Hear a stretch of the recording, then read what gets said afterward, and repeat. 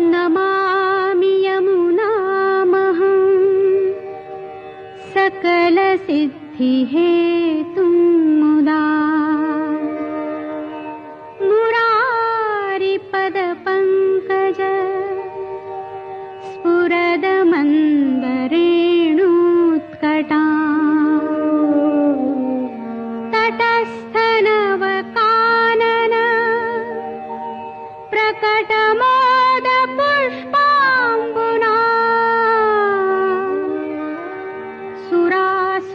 सुरासुरसुपूजित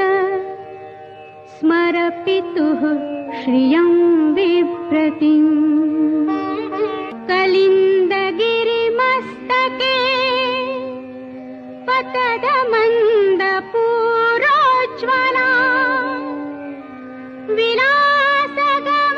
विलासगमनोल्लसत् प्रकटगण्डशैलोन्नता सघोषगतिदन्तुरा समधिरूढदोलोत्तमा मुकुन्दरतिवर्धिनी जयति पद्मबन्धोः सुता भुवं भुवनपावनीम् अधिगतामनेकस्वनैः प्रियाभिरिव सेविता शुकमयूरहंसादिभिः तरङ्गभुजकङ्कण प्रकटमुक्तिकावालुका नितम्बतटसुन्दरी नमत कृष्णतुर्यप्रिया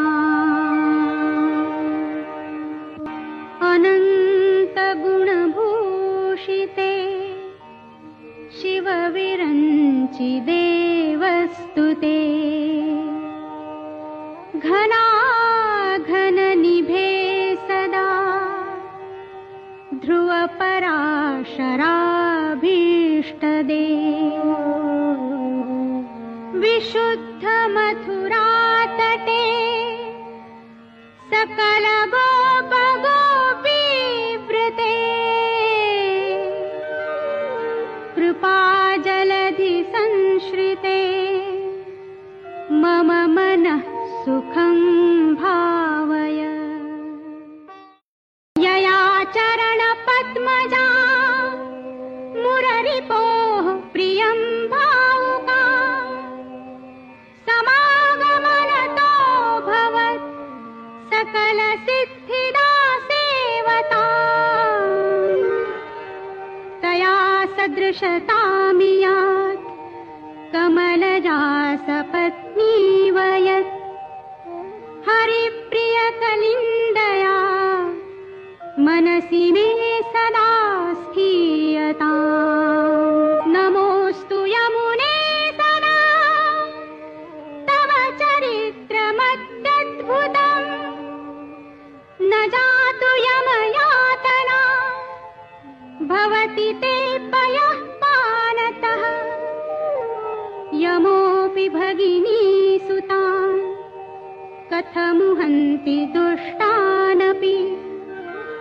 प्रियो भवति सेवना तव हरेर्यथा गोपिकाः ममास्तु तव सन्निधौ तनुनवत्वमेतावता न दुर्लभतमारतिः मुररिपौ मुकुन्दः प्रिये अतोऽस्तु तव लालना सुरधुनी परं सङ्गमात् तवैव भुवि कीर्तिता न तु कदापि पुष्टिस्थितैः स्तुतिं तव करोति कः कमलजा सपत्नी प्रिये हरेर्यदनुसेवया भवति सौख्यमामोक्षतः इयं तव कथा सकल गोपिका संगम स्मरश्रम जलाणुभिः सकल गात्र जय संगमा तवाष्टकमिदं मुदा पठति सूरसूते सदा समस्त दुरितक्षयो भवति वै मुकुन्दे रतिः तया सकल सिद्धयो मुररिपुश्च सन्तुष्यति स्वभाव विजयो भवेत् वदति वल्लभः श्रीहरे।